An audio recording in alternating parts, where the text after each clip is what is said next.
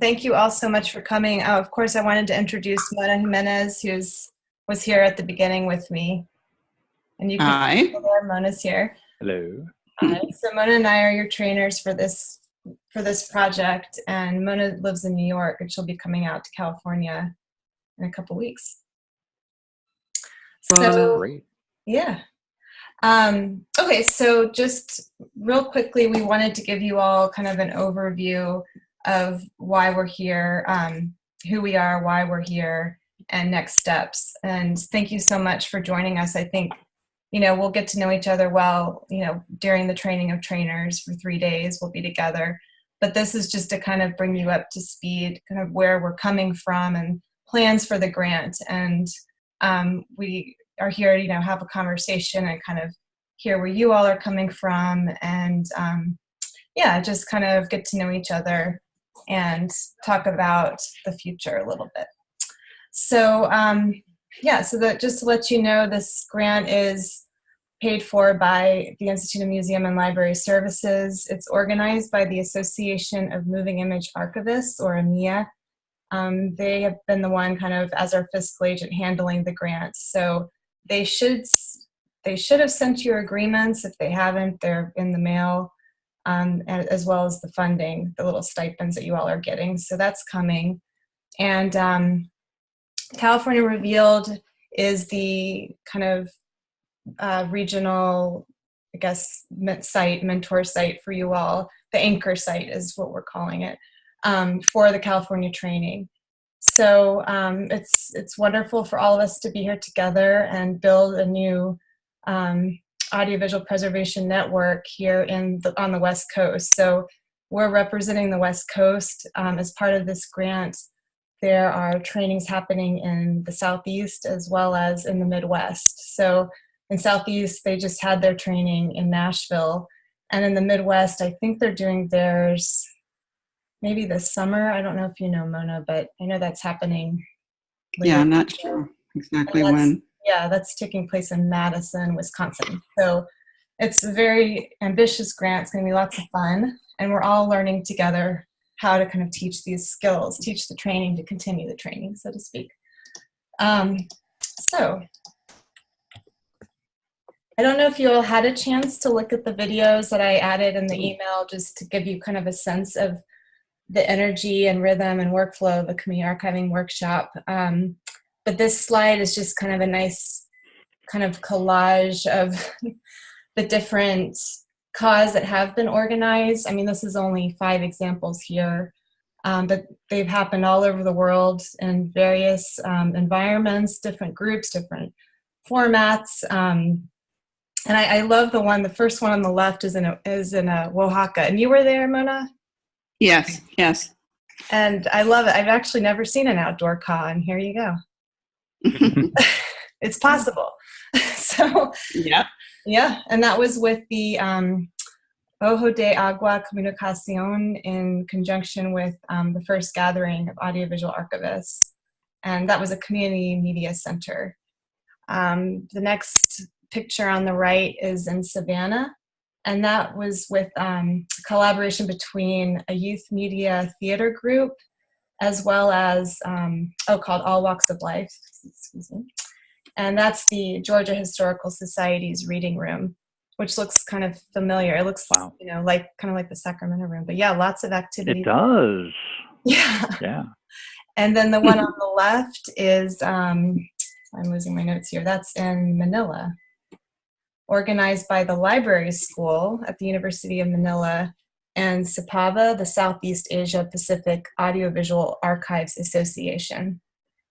And then the next one is in Richmond, Virginia. That was a collaboration between the Valentine Richmond History Center and the Virginia Commonwealth University Library. And last, on the far right, is in Pittsburgh a couple years ago, and that was a collaboration of, it took place at the Attack Theater, but it was a combination of groups, the Attack Theater, City of Asylum, and then an individual producer, David Newell, who actually played Postman McFarley, on Mr. Rogers. I don't know if you all watched Mr. Rogers, but he was amazing. Like, he was an independent filmmaker and had a lot of great gems to share. So that was a nice kind of mix of groups. So you can kind of get a sense that sometimes it's just one organization, sometimes it can be a collaboration. It's always a lot of fun. So I encourage you all to watch the videos that are online, just to hear kind of the testimonials and kind of see the process, if you haven't yet. So this is the current map of CAWs that have happened all over the world. So far, there have been 20 CAWs in 16 communities and 6 countries. And the idea of the Community Archiving Workshop started in 2009, and it became an annual pre-conference event at the EMEA conference. So I don't know when that first conference was. You would know that history, Mona. That was Philadelphia, right? Yeah, it was in, 2010, the next year. Oh, okay, great. So yeah, long history, longish. And then other adventurous people, just this is how we've kind of gone overseas.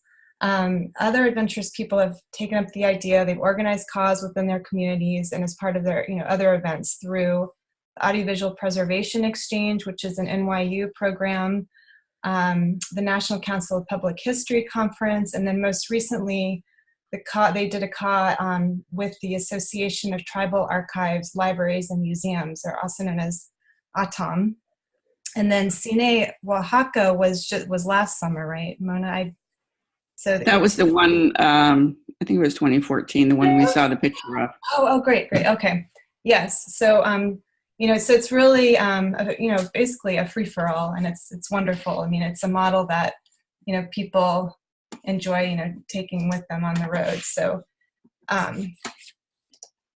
this is what we're doing. We're taking it on the road. So on the West Coast, this is what the map's going to look like after this project. And this gives you a sense of what we're doing on the West Coast in California.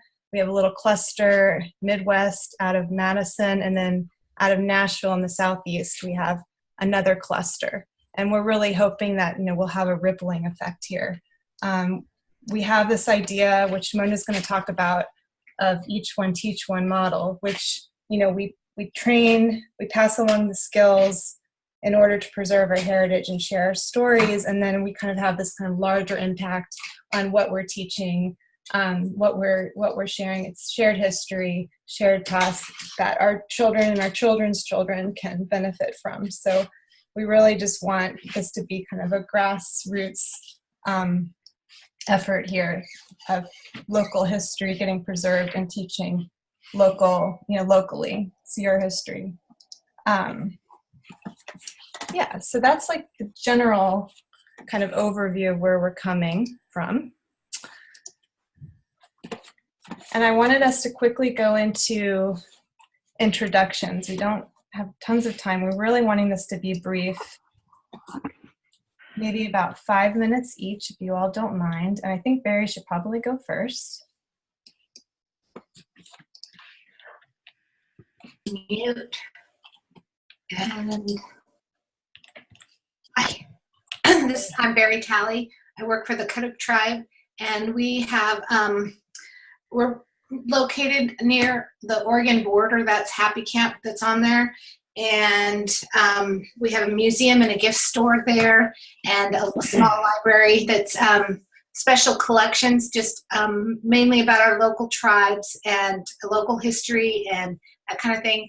We have another location 50 miles downriver from that on a windy road that's subject to rock slides and wildfire in the summer and flooding in the winter. And so digital preservation is really important to us. And we have been working on the Klamath Dam removal.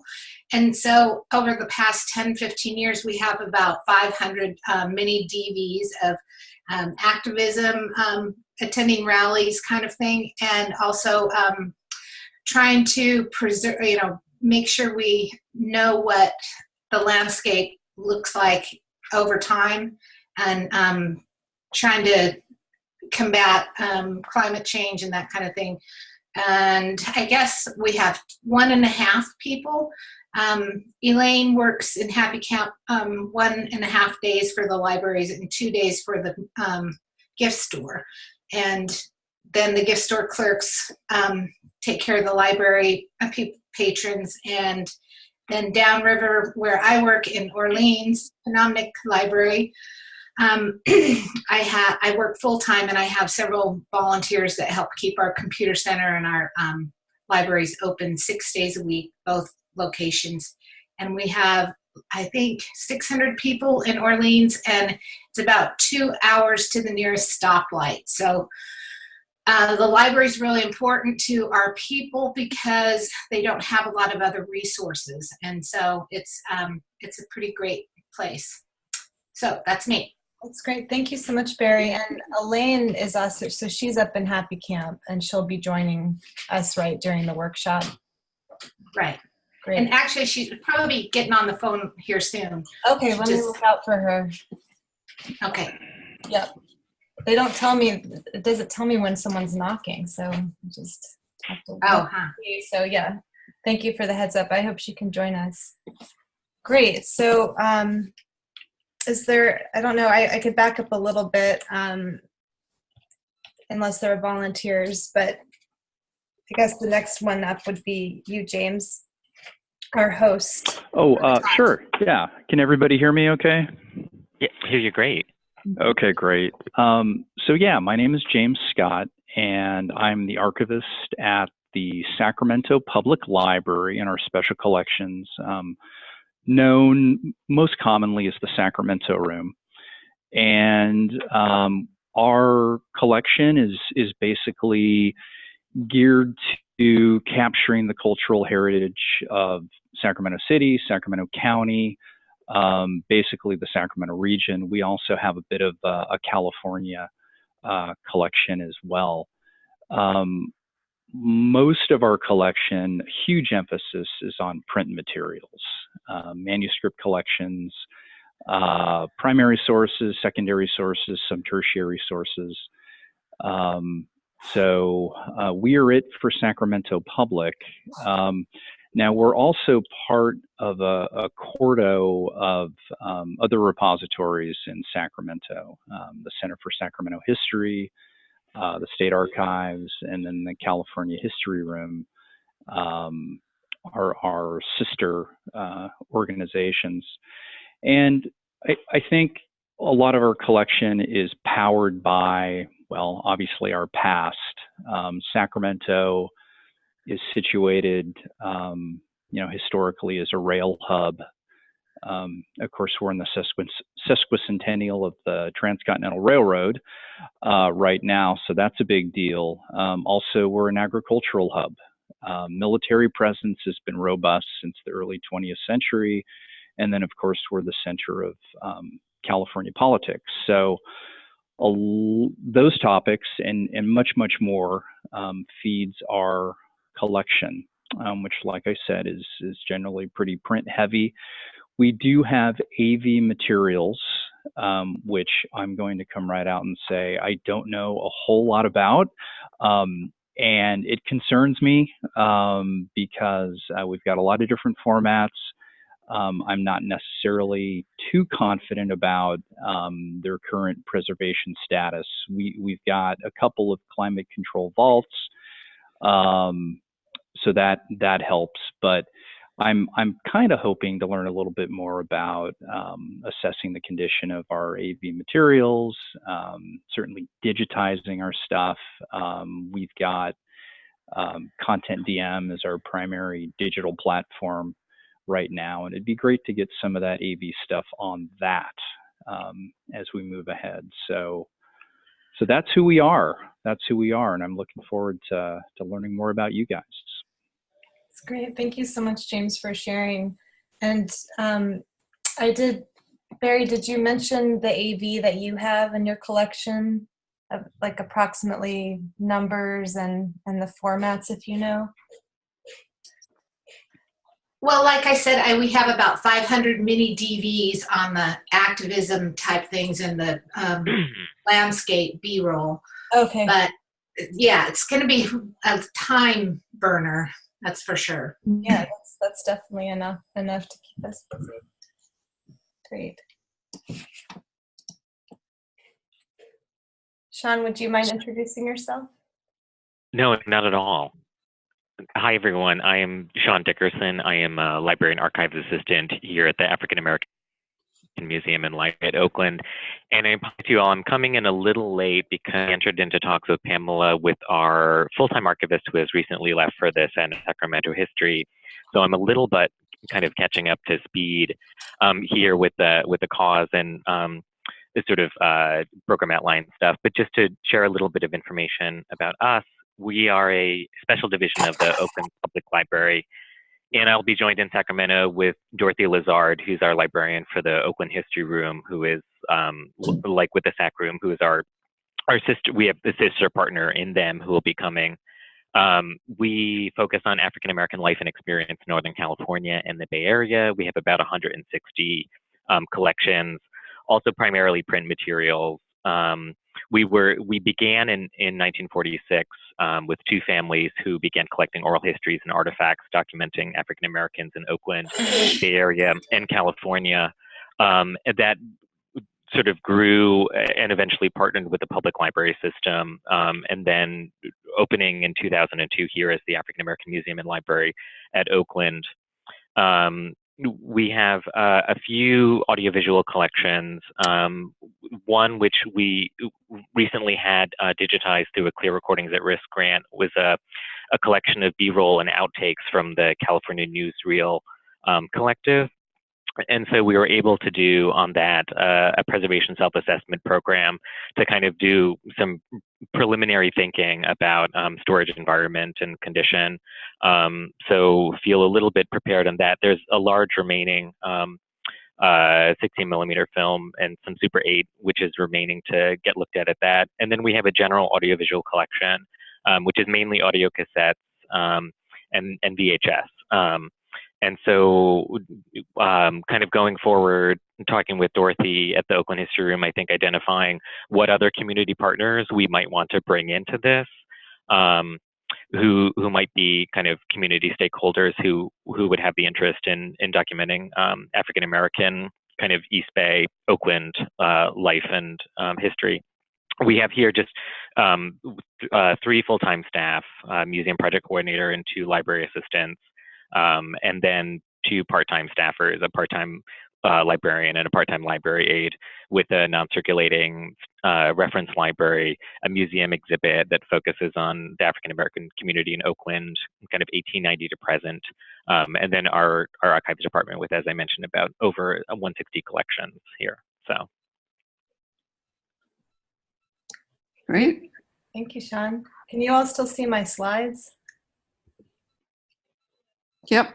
Okay, good. Yep. Just checking. Yes. Great.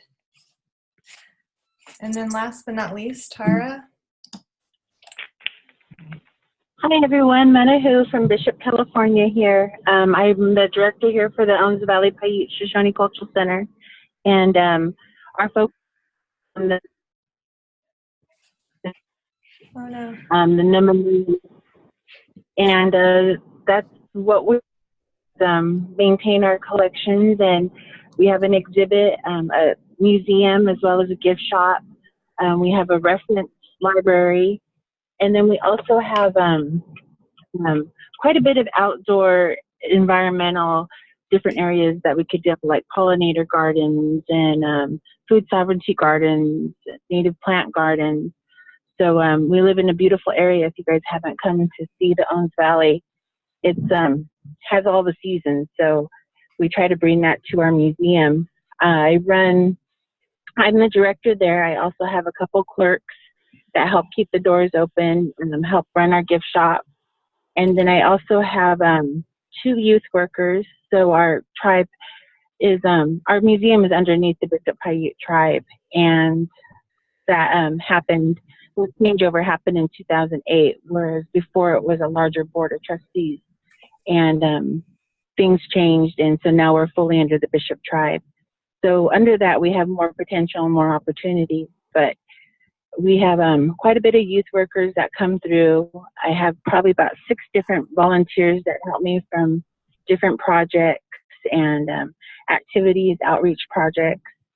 Our facility's been around since 1978, so we have an old building with needed a lot of TLC, and we were closed for about a good decade, from maybe about 2000 to 2010, and so we got renovated with a HUD grant and reopened our doors in 2014.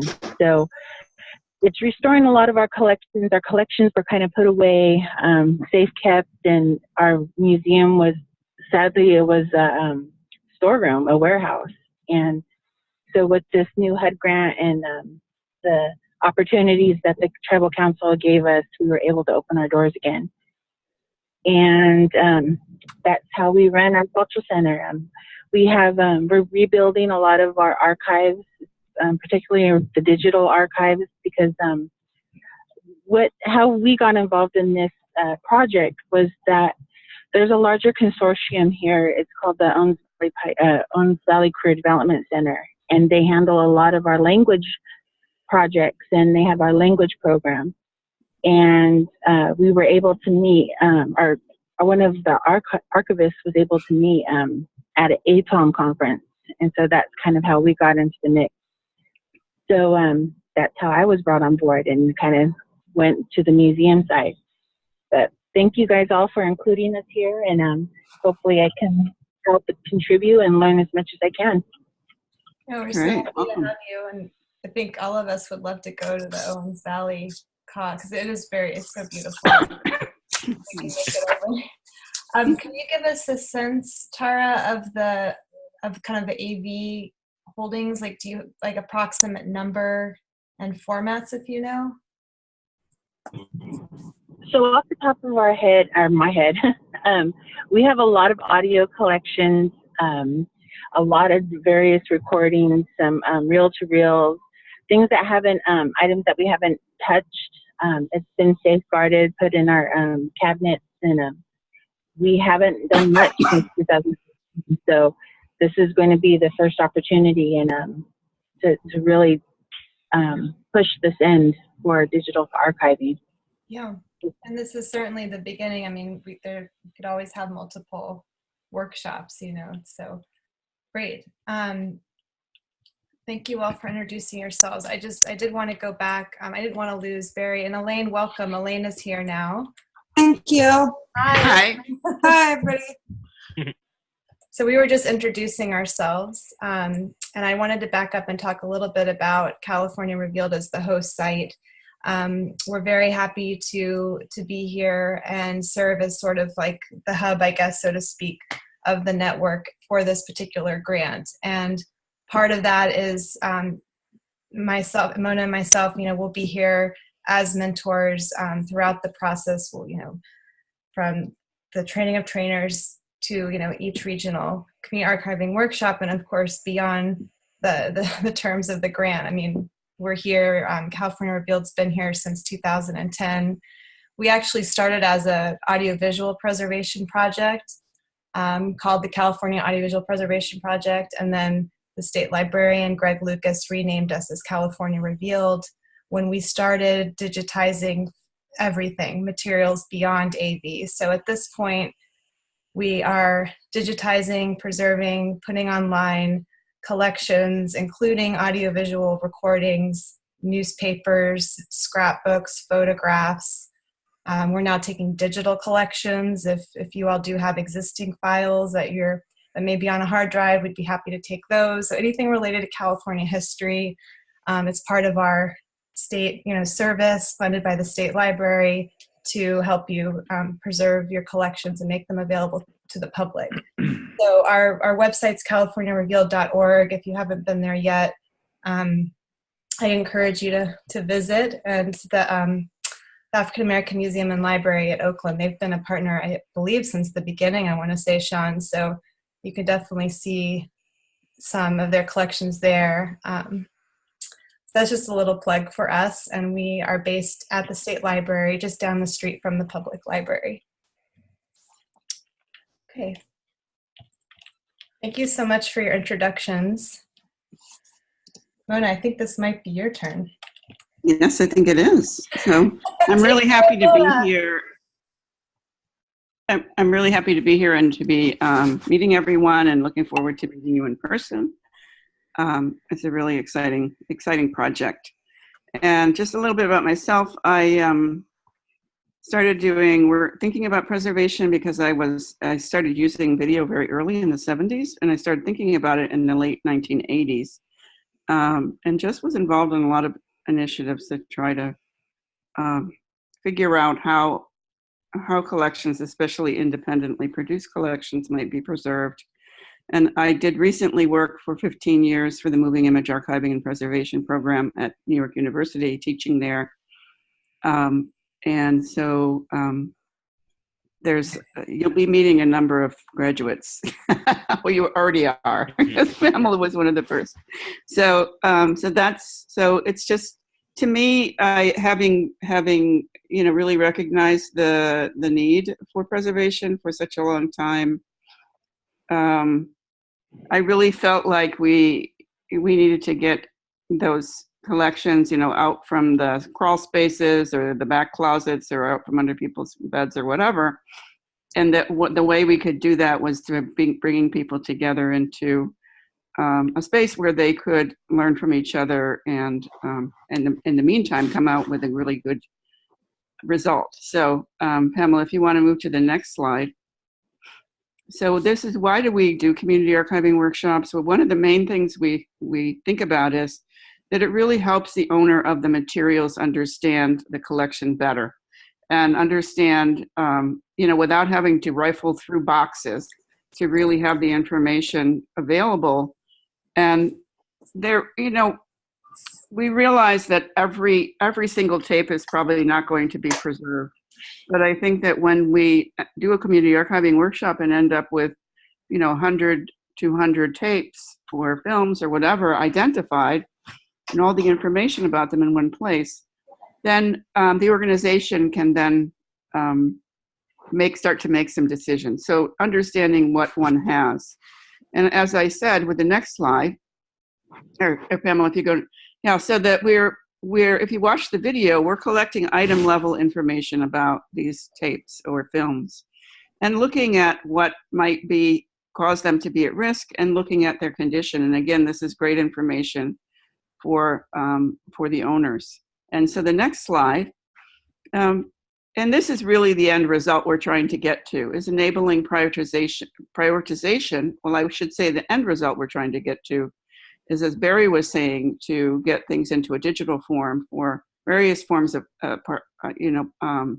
various kinds of access and distribution. So what we feel is that the CAW does allow people to, again, prioritize what they have, know more about what they have the information in front of them, and be able to prioritize to begin preservation. So next slide, please. And the other thing that it does is really help, I think, build a community around our collections. So what we end up doing is there's usually experts or people that have a little more experience working with people who have less experience, and sharing of skills and knowledge. So it attracts these allies. I think it attracts friends of a collection, and it attracts volunteers, it can attract students and others with knowledge of the collection or who want to practice skills.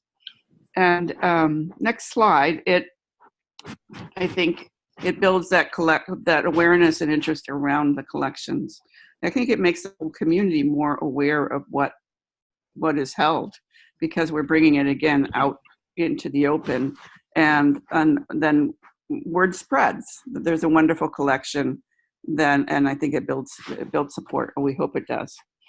So so why do we think it's so urgent? Why the urgency?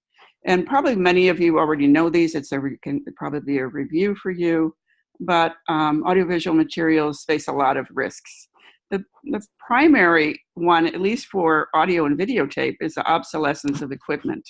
And also for film, the various types of equipment that are needed to rewind film, to splice film, and those kinds of things. But for media materials, it's especially important, especially a big problem, because you can't hold it up to the light and see a picture with a video or an audio tape. You have to have the machine for playback. So as those machines disappear and the parts disappear and our experts disappear, we have more and more problems. So we really feel the urgency from that. So next slide. And the other thing is that with time, there is a deterioration based on the materials themselves. And we'll be going into this more during the workshop. But there are things that happen to audio and videotape, especially with the introduction of moisture, that cause problems with playback. So again, if you can't play it back, you're in trouble. And then also with film, under certain conditions, unless you're basically freezing the film or putting it in very cold situation, there's all kinds of things that can happen, including color fading and deterioration of the picture parts or the audio parts. And also, of course, many of you are already working and know about, working with collections and know the contamination that can happen from dust and dirt and those kinds of things. And then the mechanical damage. Here's an image of, a videotape that suffered from probably some damage from a machine or damage from being out at the end of the tape for an open reel. If you have film, thinking about things like rocket holes breaking, going through projectors and that kind of thing. So mechanical damage that just occurs over use. And some of it is just through through that access, through that use. Okay, and then the loss of information. And I think this again is particularly a problem for audiovisual or media materials for audio and video, because you can see here that some of those labels look like they're almost about to come off, or they might become faded and you can't read them anymore. And without that information, it's really hard to do prioritization. You don't know if it's a master, you don't know if it's an original tape, you don't know if it's a viewing copy. And so it's really hard to know. And I think a lot of collections suffer from time that goes by from when the tape was made to when the tape is being preserved. So one of the things that can happen in community archiving workshops is for there to be people present who knew about the collection, who were involved in the making or the distribution or some other aspect of the collection. So one of the things, if you want to go to the next slide, one of the things that we also are achieving, and I think is important, very important. Well, it's important if you're going to make something digital, you need all of the information about that to be digital also, for the users to understand, for you to be able to search records, for discovery of the content. And so what we're doing is transforming those older records that are not searchable and they're not very usable into electronic form. And if you were able to watch the video, or if you watch it after this, you'll notice that we're often, not always, but often collecting things into a spreadsheet as a sort of intermediary step to something more robust, maybe a database or something like that. But again, you don't have to then go into the box. In box 20, all the different information has come off the tape, so you don't have to go searching anymore. You have something that's you don't have to go searching for the boxes. You can use this database, or this spreadsheet rather, to guide your work. So next slide. So the where we're trying to get to, and this is really to make, again, this preservation plan and to begin preservation. This is a picture from Santiago, Chile, the director of a community television station. I don't know if he's praying or if he's clapping, but he's very happy, or he's just wishing that the deck would play properly so we can get the information of it. It looks like he's praying a little bit because he's on his knees. It does look like he's praying to see if the tape deck is going to be able to play back. So but that's where we're really trying to get to in the end, is we're trying to get to this place of preservation again. So next slide. So here we were going to get into principles, Mona, but I was wondering if we could ask the group if you all have any kind of, I don't know, knee-jerk reactions or comments looking at these pictures, if you kind of can identify your own challenges, and if anyone would like to share. I mean, it's kind of like therapy in a way. If you do relate to any of these pictures, we'd love to hear kind of the challenges, briefly. What we only have a few minutes, but if anyone could share, I would love to hear your reactions.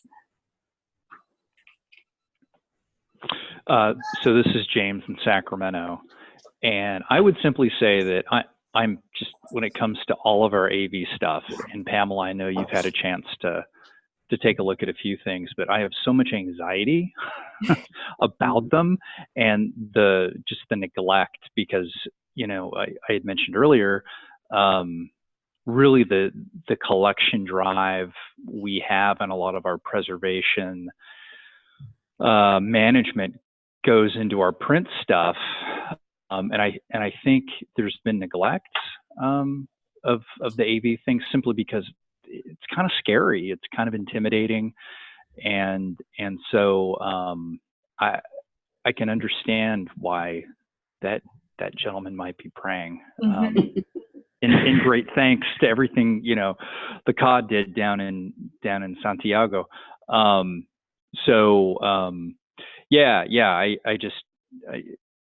I can understand definitely the value of having the CAWTOT come about and resurrect some of these items. So, yeah. Does anyone else want to share their AV challenges? Thank you for volunteering, James. Does anyone else want to jump in?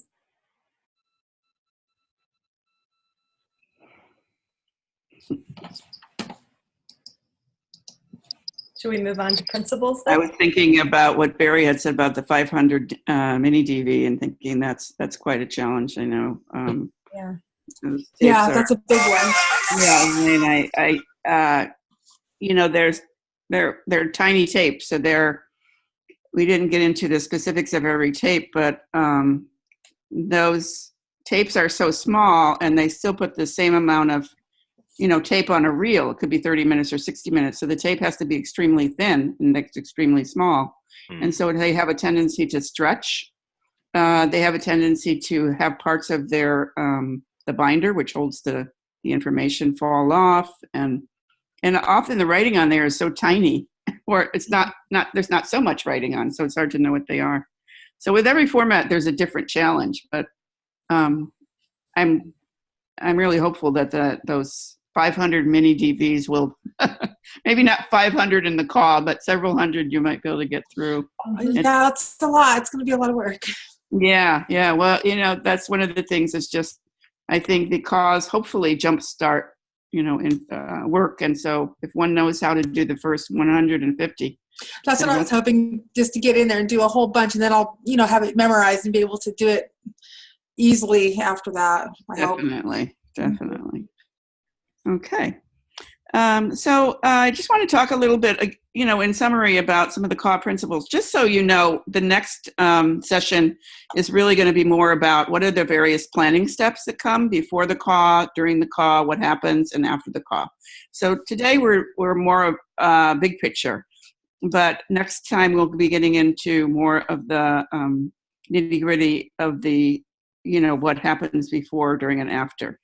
So some of the things that we found over the years that we think are core to what we do is, one is this teaching about, as James and Elaine have both mentioned, about audiovisual collections and their care. We're really trying to transmit that information, because it's really possible for people who have very little attention to, or very little opportunity to practice.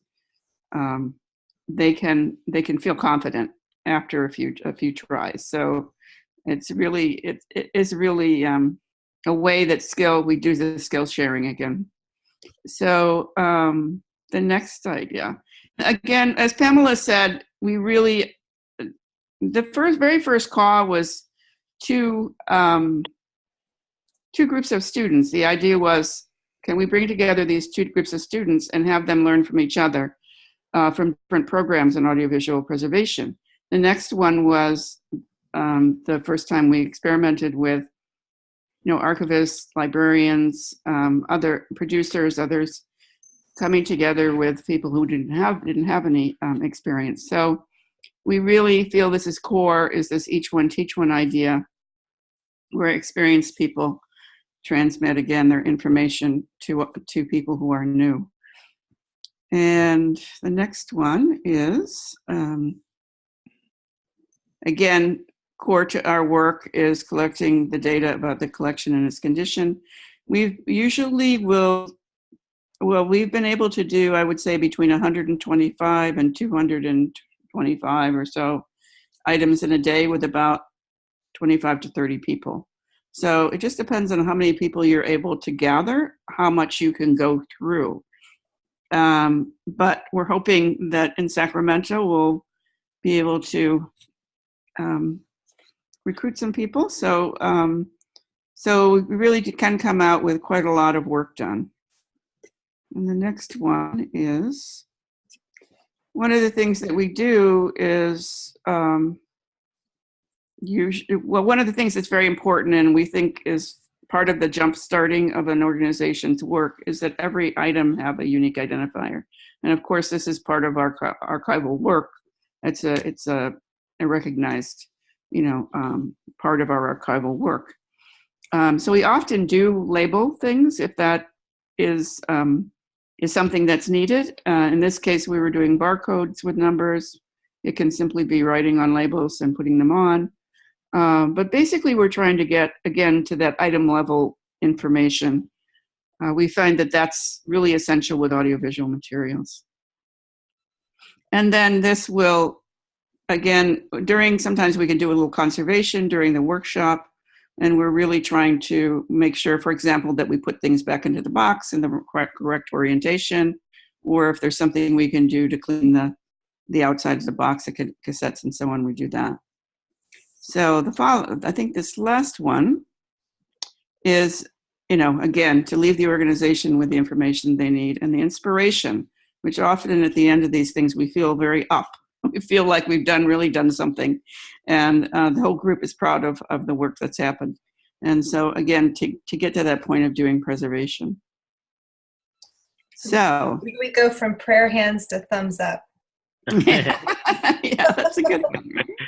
And I do think that, it's just the day, there is only so much you can do in a day, but it's very inspiring when it's a group effort and it's a community effort. And the idea is you're, establishing or just actually building upon the community you already have, bringing everyone together for this mission, to save the shared heritage. It really is, something that we'll all benefit from. So I think that's part of the inspiration too. Mm-hmm. It's not just, it is very satisfying labeling and inventorying and putting everything in a nice, neat box, putting it on the shelf and doing the right thing from a preservation perspective. But it really is about, it being this kind of community effort to save our history. And so, for the next generation. Yeah. So the next thing we want to do is hear from you a little bit. Again, some of your reactions in terms of your own communities, how you're thinking about what the impact might be of this CAW. Anything else that you want to share with us now about the model, about getting started with the model? What do you think will happen what do you hope will happen after a CAW?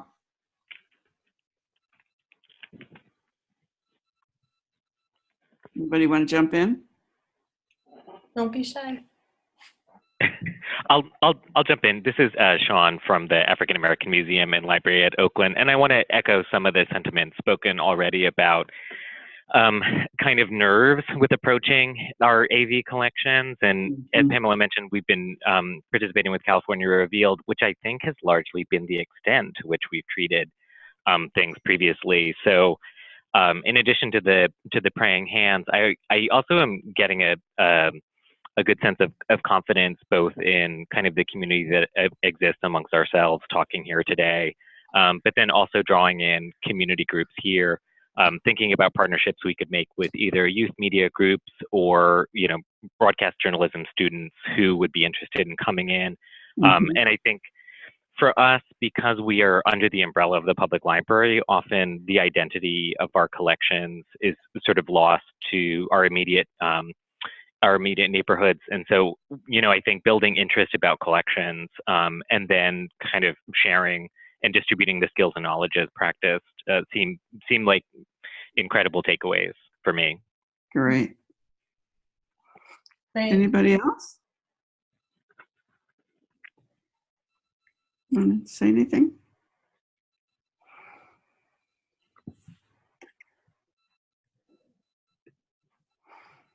Okay, we'll move on, I guess. So I'm going to pass it on to Pamela now. She's going to talk about what's coming next. Yeah, so just kind of, the purpose of this webinar was for you all to kind of start thinking about, your own collections and what you'd like to accomplish, just beginning with the workshop, but then also thinking about your communities and who's here to support you. We're definitely here to get us, get jumpstart and kind of train how to train, so to speak, but this, we really want you all to start thinking about who can help you locally. So this is just an overview really of the timeline of the grant. And this month is busy. We've got the webinar today. Next week, we have the next webinar with a little bit more homework. And if you all haven't sent me your descriptions and pictures, please do so, and I'll post them before the next webinar, just so we can all kind of see each other's spaces. And then we're all going to come together in Sacramento at the Sacramento room, thanks to James hosting April 22nd. Yeah, thank you. The 22nd through the 24th. Oh, absolutely. So the first day we'll get, it'll be a full day getting together, kind of talking about the planning of the community archiving workshop. So kind of a behind the scenes look of getting ready for the CAW, and talking about kind of going over what James and I have started a little bit already, but I think it'll just be more of a group effort that day, getting ready for the CAW on the 23rd. And the actual CAW will be when, in addition to James's collection, we're bringing in a couple of historical societies from West Sacramento and Galt, which is just south of Sacramento. Well, not just, I don't know, how far are they? I don't know.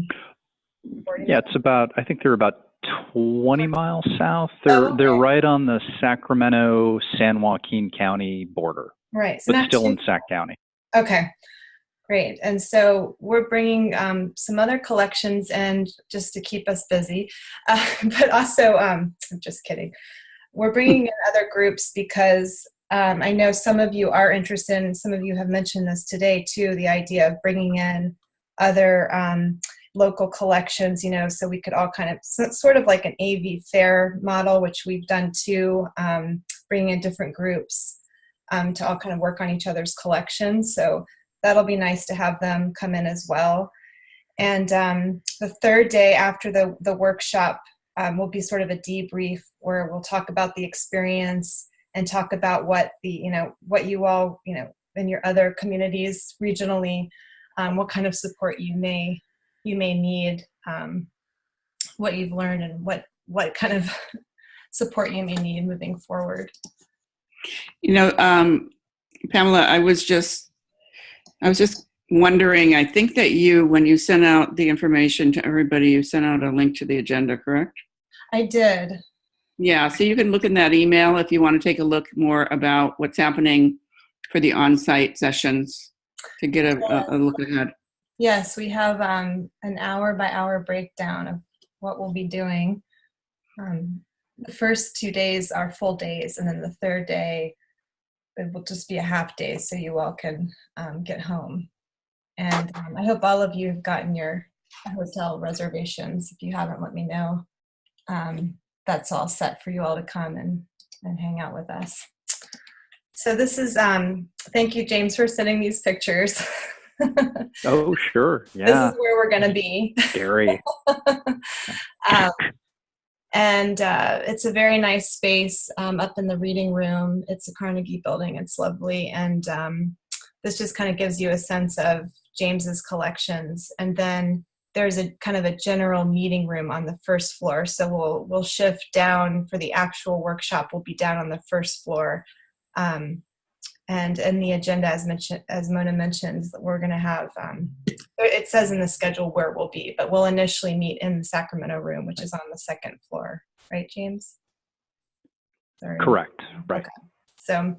Nope, you're good. Yeah, so this is what we hope to tackle.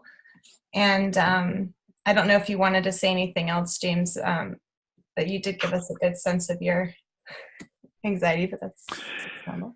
Yeah, yeah, a couple of times. Yeah, so these are items that have just they have no footprint in terms of being inventoried or cataloged or anything. Just kind of chilling in boxes, not even in our climate control vault. So let's see, I think I went ahead and I wrote down. So yeah, it's a combination of 16 millimeter, 35 millimeter reel film. We've got 1/8 of an inch audio cassettes, micro cassettes. We also have vinyl. Standard vinyl discs. So yeah, I mean, this is definitely something to work on. And then of course, with West Sacramento coming in and then also GALT, they'll be bringing in their stuff. I think most of what they've got are VHS recordings of oral histories. Mm-hmm. So yeah, we should have plenty of stuff to jump into. Yeah, and I think the idea too is James is gathering some volunteers, and we're bringing staff from California Revealed, and then I think there is a little bit of a call out for additional volunteers. I'm hoping the historical societies can bring a volunteer or two.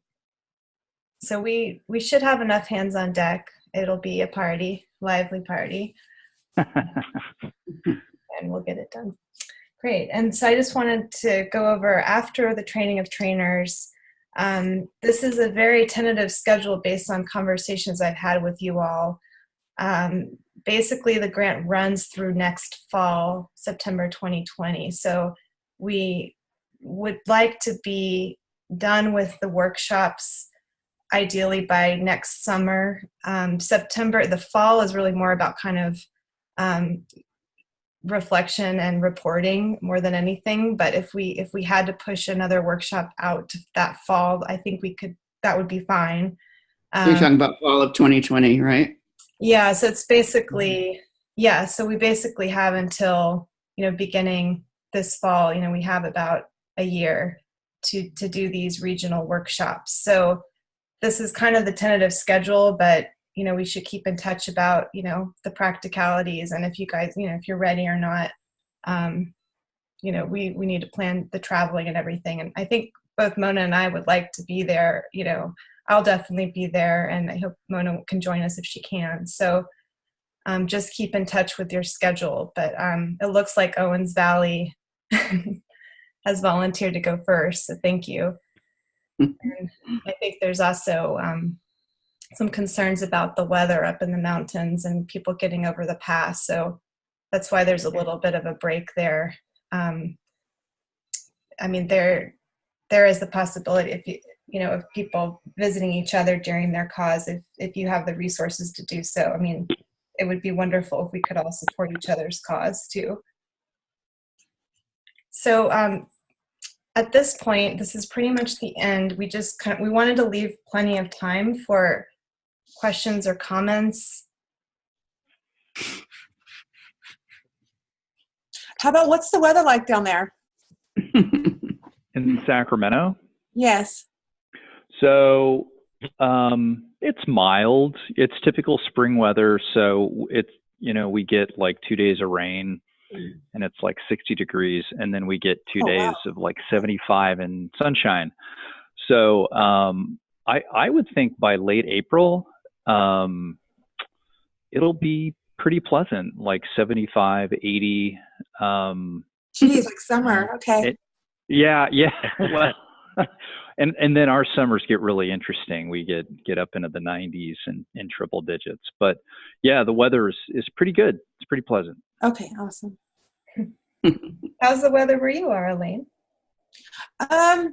It's still, well, it's cold. It's cold. We're still Is using our it- wood staves. It's been raining a lot, but we're coming out of our snowy seasons. Mhm. You know, it often still snows up until after Easter. So, because it's still winter here, and then, but you know, lately last couple of years we haven't had snow on Easter, so maybe it'll stay that way. And It's cold. Though. We have sun today. Is the pass open? Like, can you get over, or would you have to go Over around? to Oregon? Yeah. Like, would you have Oh, to? that won't be open till June. Okay, so you'll have to go around. Okay. Yeah, you have to go all the way down to the Siskiyous, and it takes a long time, but it's, you know, it's how it is. Yeah. Can't do much about the mountains. No, it's just beautiful. That's all. Yeah.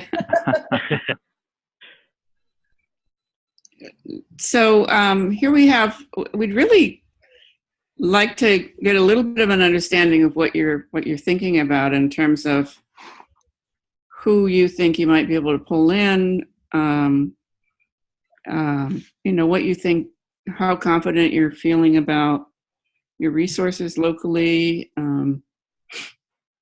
I mean, we'll be working together after the training, but just to get a little bit of a sense about what might be available to you, or maybe what you think you might need or be worried about. Are you talking to me? Yeah, you can start, Elaine. Yeah. That's great. Well, Thank you. Yeah, I'm more worried about making sure I can use the equipment, or, you know, having the knowledge to successfully use the equipment. Mm-hmm. And get everybody's stuff done, whatever they need done, or what we're going to start with our own tapes. Yes. Yeah. That's, you know, that's always seems like there's a lot. Who knows? I don't think we're going to have a lot of real tapes. I think a lot of people have a lot of VCR tapes, because a lot of people here are still using the old VCR TVs with the VCRs in them. Yeah, like the VHS. The VHS, yeah. Mm-hmm. And and those little tiny tapes. So those were going around for a while, you know, way back when. But do you have any equipment? No. Well, we have scanners. We have really high quality scanners for our digital library. But and then we did have some delivered. Yes, I'm just I don't remember what it was. Mm-hmm. So, what's a common problem that people have is that they might not have the playback equipment for their collection. So, but maybe within the community somewhere there are, you know, some of those equipment resources that could be borrowed, or I'm not sure. Right. Well, I've already found a VCR tape, VCR player. Great. So, but we should be getting most of that stuff, you know, already for us. Mm-hmm. From my understanding. Yeah. Yes. As part of this grant, we're putting together inspection and digitization kits that you can borrow out of Sacramento. So we would ship that to you, and we'll have all of that equipment at the training, so you can use it, you know, and kind of familiarize yourself with it. We are depending for the digitizing kits, we're hoping people will have, you know, their own decks available. So it's great that you have one. Yeah. There's a lot of those here, but yeah, just want to make sure I can do it correctly. That's all. Not ruin anybody's stuff. Of course. Right. Yeah. Do you feel like you have some people in the community who might be interested in coming to a CAW and doing some of the work? Helping. Oh, like here in Happy Camp? Mm-hmm. Like, yeah, there is. We do have some computer guys and stuff that might be into this, you know? Yeah. Yeah. Great. Wonderful. Anybody else about what they're thinking about? Yeah. Sorry, Mona. This is James in Sacramento. So I've got a general question about volunteers. So for each location, how many folks are we looking for to bring in as volunteers? Well, it depends on your space, how many you can fit in your space. Okay. But it looked like, I know that Pamela had sent me an email about your table, setting up the space with the tables and everything. Oh, right, in the West Meeting Room. Yeah. Do you have four? It looked like 4 tables there. How many people can you fit around them? Gosh, I don't have that PDF up. Oh, you mean in the Sacramento room? So the Sacramento room is going to be just for the first day and the third day. Okay, so the CAW is going to happen. Mm-hmm. Right, the CAW is going to be down in the West Meeting Room, and we've got plenty of room, plenty of tables, chairs, all of that stuff. So, yeah, space shouldn't be an issue. Well, I mean, we've had usually, somewhere between 20 and 30 people. Okay. And that seems quite manageable. Usually we'd have, we'll be talking about this more next week, and you might have seen it if you watch the video or look out for it. There's people who are working around, 4 or 5 tables, and then there's usually a box table where people are helping out, could be helping out to, sort of give the boxes to the table. So we can, if we have 4 tables and we have, maybe 8 people around each table, something like that, then we can easily get get 30. But it depends on, what your network is like. What we find is that when you do one community archiving workshop, if you do another one with another organization, another collection in the same area, you tend to attract people because they have so much fun. Gotcha. Oh, wow. So it will build over time. Gotcha. All right. Yeah. Thank you. Mm-hmm. Sean, are you still there? Yes, I am. Do you have anything you want to add?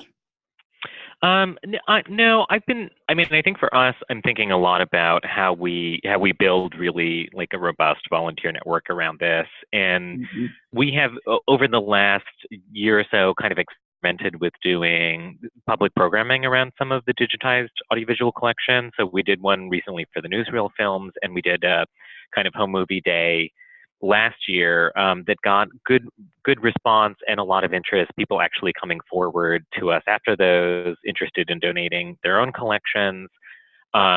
So thinking about how we hold kind of informational sessions beforehand that sort of tease the flavor of it for people. I think questions, and these sound like they may be more specific questions for next week's webinar, is really more stuff about workflow on our end, and particularly with developing templates for cataloging, and how and how we sort of like organize workflow at the tables here. Similarly, we have a reading room where we could do 16 people, or we could use our museum gallery hall and do upwards of 125 people. So determining where we fall in that is dependent on, and with 3 full-time staff and 2 public service points that we have to keep maintained. So with our staff resources in this, and figuring out how we want to play that day, I guess. Great. Now, I don't know if Tara is there. Are you there, Tara? I think she's here. She might have had to leave, but it looks like she's still in the room. Tara, are you here? Or maybe it's an audio problem too. Maybe we lost her. Well, I mean, it's going to be, I think it's going to be such an interesting training because everybody's has different challenges, and, it's going to be interesting just to see how we can support each other and learn from each other. Everything that we do as even though Pamela and I are trainers, I think you would probably agree, Pamela, that everyone we do, we learn from and take to the next one. So absolutely, it's going to be a lot of fun. I love the nature of the CAWTOT being this adaptable process, depending on the situation and the resources available. It's, every CAWTOT is different, which is nice. Mm-hmm. Mm-hmm. Well, is there anything else? I don't know if anyone else you're wanted to talk about, in terms of being an organizer and everything. I think we'll keep the conversation going, and we hope that you all will, begin to feel more confident as we go through the training. So next week we're going to be meeting, and there's a little bit of homework. If you haven't gotten your agreement, it's coming. I know Amia is sending it, and maybe they're even signing it first. So if you all please you should be getting those by email, I think. Read them and sign them. And if you follow this link, there will be kind of an overview of kind of examples of roles for the community archiving workshop that'll kind of be reflected by this kind of sample agreement that we've posted. So the idea is, like the agreement you all are signing, if you want to bring in other groups, we will be with West Sacramento and GALT, you would have another agreement with them. And it's really just a definition of roles and the process and what you're hoping to accomplish. It's a memorandum of understanding more than something like formal, but it's just so everyone kind of knows what we're hoping to accomplish. So if you all don't mind reading, they're really just examples of roles. As we said, every CAW is different. So, like Mona mentioned, a table where someone, there's a box table where people are, looking through original boxes and actually assigning identifiers for the box and labeling. Then some people kind of do that on, individually. So, per table. So there's just different ways of organizing it. So we just want you all to kind of think about, for your situation, where do you see yourselves in this kind of within the workshop, and then different kind of roles that other people can play, depending on your community. Yeah, so that's all there at the link, and then that also is, again, linked back to the agenda, and linked back to information about the overall project. But I think it is. I've taught this a course in community archiving at NYU, and I think that if you do select a role for yourself, it could be what we call a table captain, or working at the box table, or welcoming people and doing the evaluation, then you can focus your learning during the day, and you could choose one or more things that you specifically want to, practice out of all the things that one could do that day. And be assured that the day before the call, we are going to, as Pamela said, we're going to be looking at things like the scope and arrangement of the collection, looking at the template and what decision making is around the template. Somebody mentioned that as something they want to learn, and also practicing doing film inspection and audiovisual, or I should say, media inspection. So. Anyway, that's your job, is to check out that link. And then we'll all be back here next Friday at 1:00 Pacific time. Yeah. Any questions? Comments? This was great. Thank you. Thank you for this. Happy to have sat and look forward to working on the different causes that I'm able to make it to.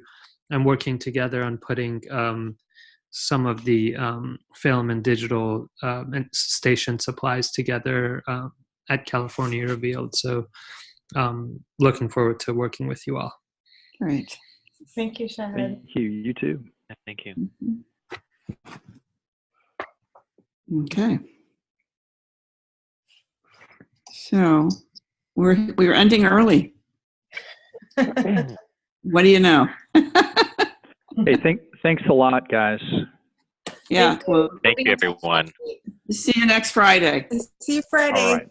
Thank Sounds you. good. All right. Yeah, look forward to Happy it. Friday. Take Okay, care, bye-bye. everybody. Have a good weekend. Bye. Take care all. Bye. Bye-bye. Bye.